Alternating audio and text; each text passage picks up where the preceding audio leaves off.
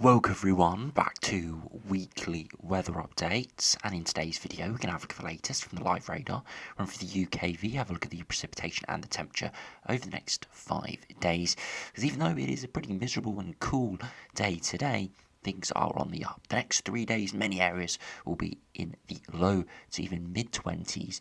Some regions could even get to 27 or 28 on Thursday and Friday.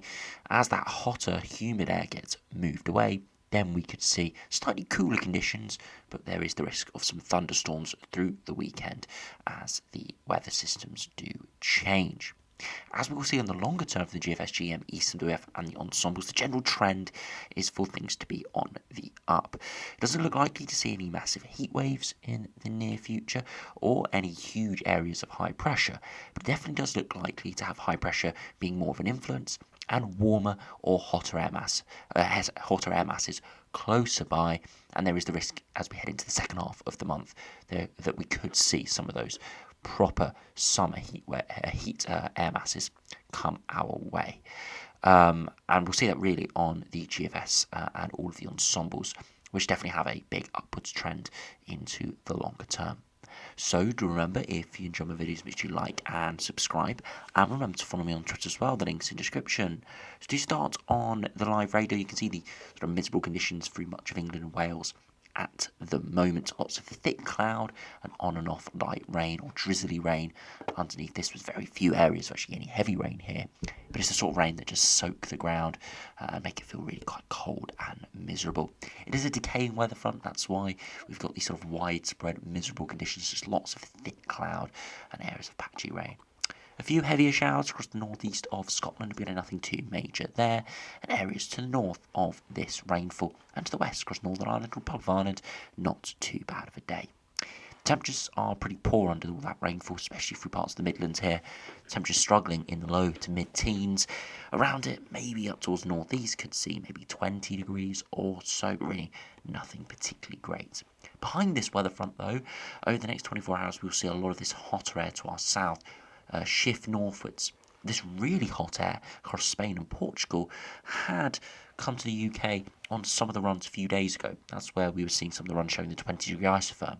The runs have backed off from that, as we saw in the last couple of days, more towards the 15-degree isotherm. So still warm, still well above average, and still hot and humid, getting us into the high 20s, but not quite getting us into the 30s, which would have been very likely with this sort of air mass. But this area is moving northwards and eastwards and will impact France, and the edges of it will impact much of England and Wales, and even getting further northwards as well, especially on Thursday and Friday. Now, if you look at the UKV, have a look at the precipitation and the temperature over the next 5 days, you can see all that rainfall in the south, and it will linger through most of the rest of the day. Overnight tonight, could see a bit more rain across the southern parts of the Republic of Ireland and a bit of cloud in places, but through much of tomorrow it's going to be pretty dry. A few areas of patchy drizzle under some thicker cloud, but should see some more sunnier spells coming out, and the temperatures will respond to low 20s. It's quite possible tomorrow. Into Thursday, even better. A few showers in the west, as there is a low pressure system out in the Atlantic, but it should stay far enough away that it shouldn't impact us through Thursday, and only really western areas on Friday. And you can see a nice sunny day for many. And yeah, really quite pleasant. Into Friday, we could see a few heavy thundery showers progress through initially, but really nothing too crazy. And through Friday afternoon, there's going to be more cloud, there's going to be more showers, and they could actually be thundery showers, but still many areas are relatively pleasant, and where you'd avoid those showers still could seem the mid-20s. We've still got quite a hot and humid air mass holding on. The main weather front with big changes comes through Friday evening. You see heavy thundery rain in the southeast as low pressure moves in, and you can see some big thunderstorms elsewhere overnight into Saturday and through Saturday afternoon. You can see a lot more shower activity then as the air mass really does change. You can see that on the upper air temperatures. As we head through Wednesday evening, the 15-degree isotherm comes in, holds on all the way to around Friday afternoon, getting swept away in the overnight hours through Saturday and Sunday. 2 meter temperatures will be decent the next 5 days. Today, not great under the cloud and rain, low teens or maybe mid-teens at best, maybe a 20 or 21 in the northeast where we do have a bit more sunshine. Into Wednesday, again, temperatures starting to rise a bit more, widely 20 to 23, maybe nicely 24 or 25. Much better than the best conditions we've had in quite a while, and it's only on the up towards the end of the week. By Thursday, it's likely to see the widely most warmest and driest day for a number of days and weeks, really. Widely mid-20s, getting high as 26, 27 for a large swathe of England and Wales, and could get up to 28, maybe even an isolated 29 in a couple of spots. So quite a warm and dry day.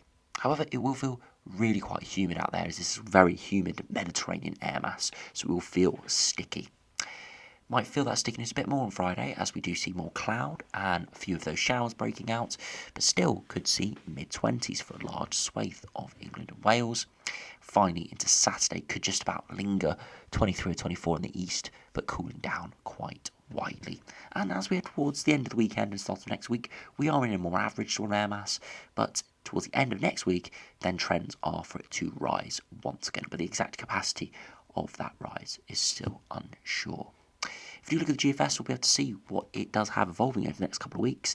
Can see the southerly wind coming in towards the end of this week, low pressure running through on over the weekend, bringing in a cooler air mass, but also slightly more unsettled conditions. At the start of next week, kind of in between weather systems, so we've sort of got average or maybe slightly below average air mass, but relatively dry conditions, as we're not seeing any major low pressure, but equally no major high pressure, so it could still be a few showers. Beyond that, we see low pressure gather in the Atlantic again, but high pressure build over Europe, and this is where we could see a southerly wind starting to re-emerge in the second half of August, and high pressure is a bit stronger on this GFS run into longer term. Low pressure still could just about break through, but in the meantime, there would be some very warm or hot air masses trying to influence us from the southeast. Look at that 20 degree isotherm just out to our southeast. Look at that, around 10 or 12 degrees above average, just off our shores, maybe just flirting our way. So GFS once again in the longer term, just about hinting that things could get a lot warmer or hotter in the second half of August. Again, it's a trend at this stage, not a definitive signal, not a definitive pattern, just a general trend that is looking pretty positive if you're after something a bit warmer in the longer term. If you look at the GM, again, high pressure building in, but low pressure running in off the Atlantic over the weekend. Then we're sort of in between weather systems, and right towards day 10, it doesn't go out as far as the GFS, so we can't see into sort of the 20s of August. But here, high pressure building in, not a particularly strong high pressure system, but high pressure nonetheless, and a southeasterly flow, and we'd start to be wafting up this very warm air from the southeast. Again, temperatures wouldn't be incredible at this stage, most likely looking at the low 20s, maybe mid-20s in the southeast, but because the air mass is coming in from the southeast, it would improve. As you can see in the 850 HPA streamlines, the air mass is coming from the southeast here, and it would give us warmer conditions if we did allow this to continue over the next few days. So GM definitely as well looking on the up beyond, through the middle to second half of August. Now, if you compare to the ECMWF, again, high pressure building in at the moment, low pressure coming in off the Atlantic, slightly cooler conditions towards the end of the weekend and start of next week, but similar to the other two runs, in between weather systems, starting to build up the higher pressure towards Europe and building those warmer air masses. Once again, the UK is kind of warm in the southeast, slightly cooler further northwards and westwards, but that warmer, hotter air is once again slowly coming in from the southeast. If you look at those streamlines, once again coming up from the south. So definitely all three runs not showing anything exceptional at that day 7 to day 14 range, but definitely showing an improvement and signs that something good could be on the horizon, i.e. just simply dry and warm conditions, maybe even something hotter if we did start to properly get high pressure building and get a stronger south or southeasterly flow. And this is well shown on the latest ensembles. These are the latest GFS ensembles. You can see spike in upper temperatures at the end of this working week, almost sort of 10 degrees above average, potentially at its peak, before we do drop slightly down below average for a couple of days. And then as we head towards the middle of the month and beyond, things are on the upwards trend, and most of the ensemble members are actually getting to around that 10 degree point. Again, that would give temperatures in the low to maybe mid-20s, and there are quite a few runs, a bit erratically and at different times, going a lot higher, including the operational run, with upper temperatures getting up into the mid to high teens, maybe even getting up to the 20 degree range, and that would give the risk of 30 degrees or more.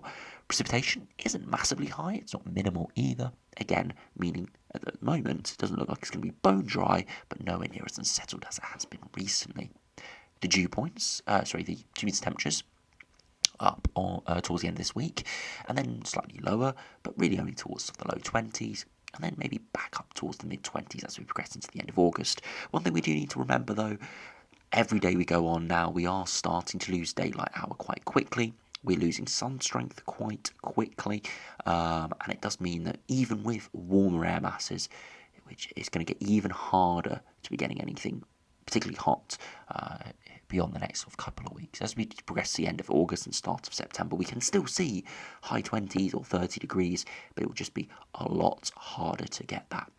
So we always have to take that into account when we are looking at the raw air masses. As a 15 degree air mass, 15 degrees at 850 HPA in June and July would give temperatures, if it built for a few days, into the low or mid 30s, if it was a proper dry hot air mass.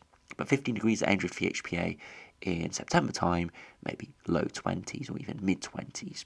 So we always have to take that into account and keep an eye on that. Finally, the dew points, a little bit of a peak over the next few days, definitely really quite a humid air mass, 15 degrees, dew points, and locally could be higher before it lowers down to about 10 degrees again into the following weeks. If you look at the ECMWF ensembles, pretty similar actually, big bump in upper air temperatures, a drop, and then a rise in the longer term. Maybe not as big of a rise and not as many erratic runs up towards the 15 to 20 degree isotherm, but still quite a significant number are above average. Most are actually above average. Precipitation does increase, but there are 50 ensemble members here, so it's expected. So not bone dry conditions, but similar to the GFS, where there are still signals of some precipitation, but nothing massive at this stage. So going to keep a very close eye on it, but definitely is looking like some good trends as we enter the longer term. There is some generally warm and dry conditions, especially through tomorrow and Thursday, and maybe in some places on Friday.